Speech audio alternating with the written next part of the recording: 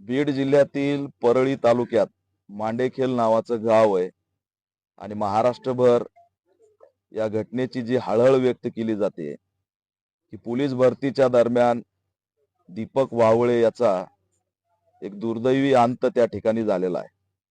हा अंत नसून राज्य सरकार, गृह विभाग ज्या काही फिजिकल टेस्टच्या माध्यमातून जीव घेणा खेळ करतंय त्यातून ही संस्थात्मक हत्या झालेली आहे।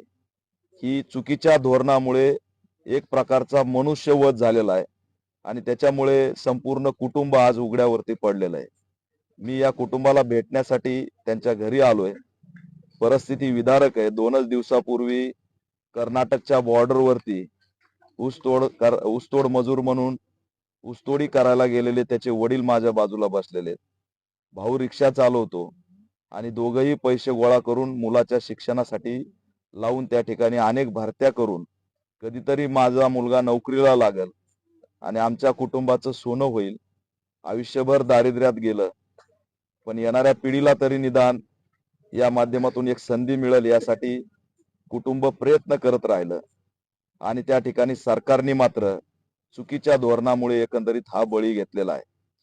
यात ऑल इंडिया पॅंथर सेना मागणी करत आहे की तात्काळ महाराष्ट्रातल्या सगळ्या पोलीस भरती बंद करण्यात याव्यात, ज्यामध्ये 4 लाख त्या ठिकाणी ऍप्लिकेशन आलेत आणि केवळ 15,000 जागा भरायच्यात। म्हणजे विचार करा, देवेंद्र फडणवीस साहेब, मला माहित आहे की आपली मुलगी कधीच या स्पर्धेमध्ये येणार नाही, पण हे सुद्धा आपले लेकरं आहेत। अशा पद्धतीची स्पर्धा लावू नका। 4,000 उमेदवार आणि भरायचे 15,000। बीड मध्ये 174 जागा आणि उमेदवार आलेत 12,000। त्याच्यातही एससी 8 जागा, ज्यामध्ये 8 जागेमध्ये आपलं नशीब आजमावण्याचा प्रयत्न दीपक करत होता आणि उमेदवार एससीचे आले 4,000।